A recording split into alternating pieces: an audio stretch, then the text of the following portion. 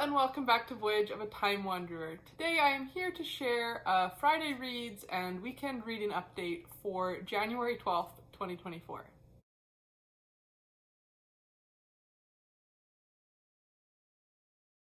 So this week I posted on my community tab and on my Instagram page kind of asking for some feedback about the kinds of content that people wanted to see on my channel, and two of the video types that people seemed the most excited about were reading vlogs and Friday Reads reading updates.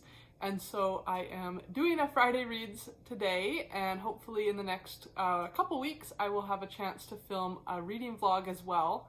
We are finally getting some proper winter weather here this weekend. I think most of Western Canada is. So it is going to be very cold and snowy. We've got, with wind chill, lows in the -30s Celsius, which is I think where Celsius and Fahrenheit meet. So I'm pretty sure that's like also -30 Fahrenheit.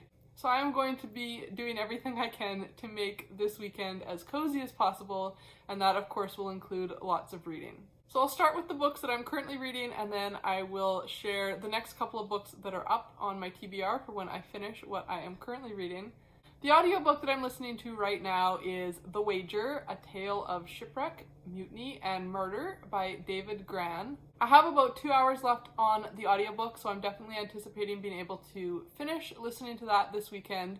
And I am thoroughly enjoying it so far, and I'm so glad to be starting off my nonfiction reading with a really solid pick this year, because if you watched my nonfiction favorites video, you'll know that 2023 wasn't my best ever nonfiction reading year.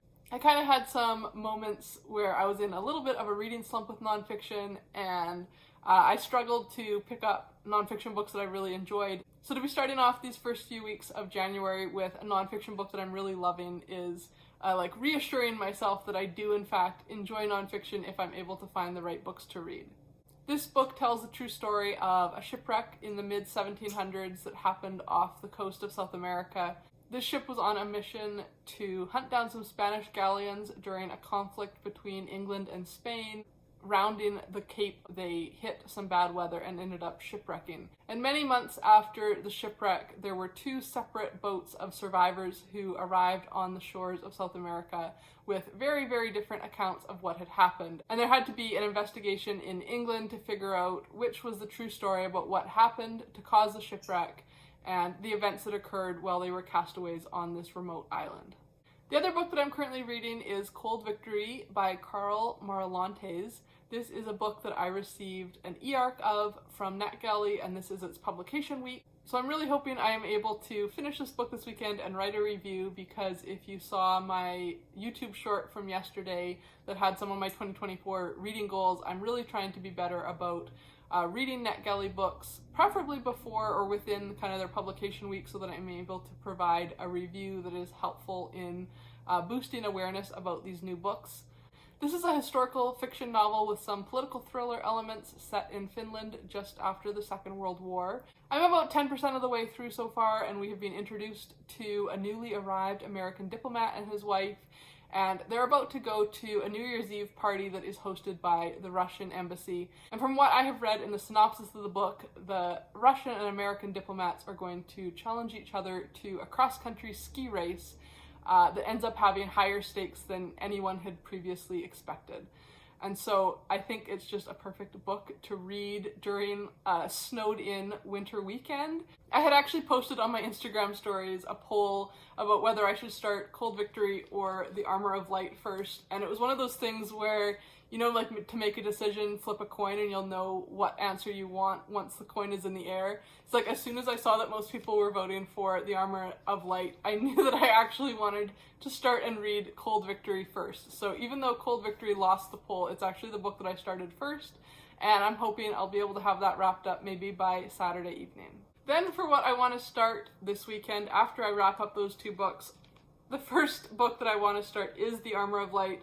This is a really big book, so I think part of the reason I wanted to read Cold Victory first, in addition to wanting to get a review out in its publication week, is that I know that this one is going to take me probably at least a week or two of reading, and I like to start the new year off with a couple kind of quicker reads first. The Armor of Light by Ken Follett is the fifth book in the Kingsbridge trilogy. I have the other 4 books, 1, 2, 3, 4, that I have read and really enjoyed some and quite disliked others. So this is kind of going to be the tiebreaker of the series for me, because I really enjoyed books, the original book 1 and book 3. I deeply disliked the prequel, and I'm kind of ambivalent about book 2. So we will see what I think about this. This is obviously, Ken Follett is known for writing kind of behemoths of historical fiction, and this book is set between 1792 and 1824, so it's kind of covering the Regency period, which obviously, as a Jane Austen fan, is a period of English history that I find interesting to read about, so I think that's a tick in its favor.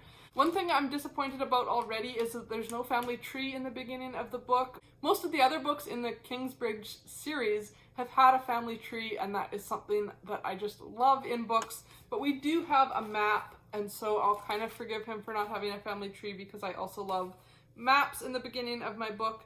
So I'm wondering if that means if this book is kind of going to be less following through a few generations of a family as previous books in the series. So we'll see what I think when I get started in this book. It sounds like this is kind of dealing with the early stages of the Industrial Revolution as well as the Napoleonic Wars, and particularly the transition towards textile factories in England at the time.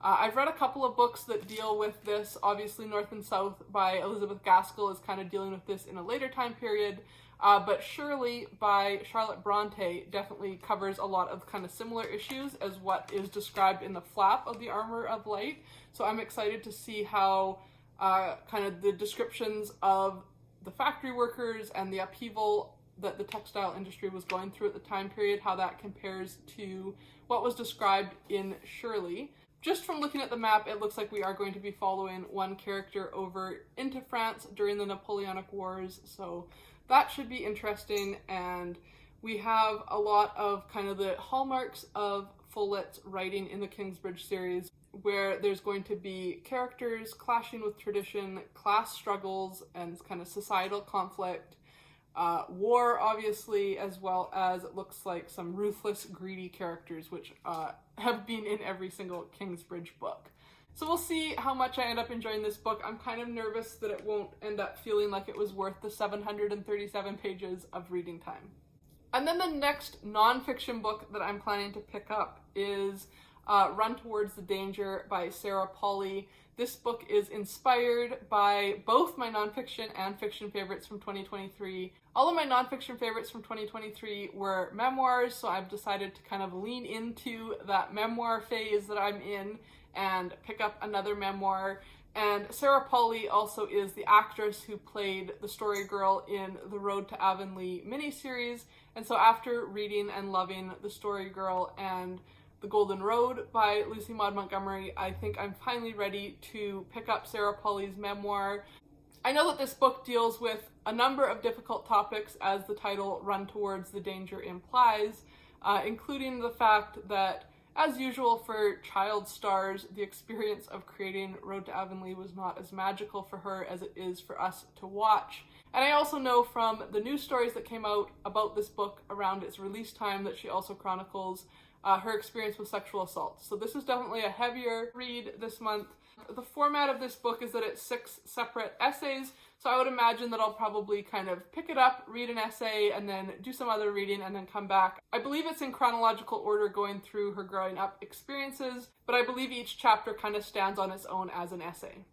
On the back it says, each essay captures a piece of Polly's life as she remembers it, while also examining the fallibility of memory and the possibility of experiencing the past anew as the person you are now, but were not then. So I think it's going to be a really insightful memoir, and I'm looking forward to knowing more about who Sarah Polley was beyond just the characters that she played in this beloved television show.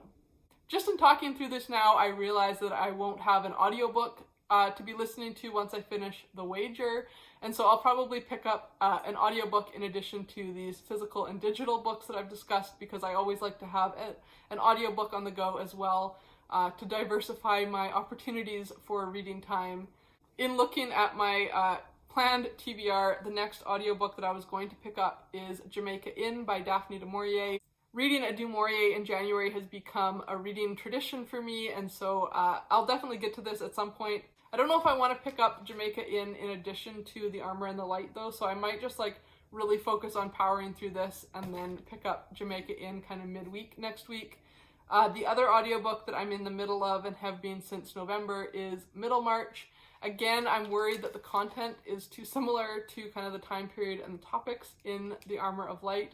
So we'll see what audiobook I end up listening to. Maybe I'll pick up a mystery or something on audiobook that's very different from the other titles that I have planned for this week. So that is my Friday Reads reading update for this weekend and the coming week. I'd love to know what you're planning to read this weekend, and if you're having super cold winter temperatures as well. I hope everyone stays warm and cozy, and until next time, enjoy wandering through the pages of a good book. Bye.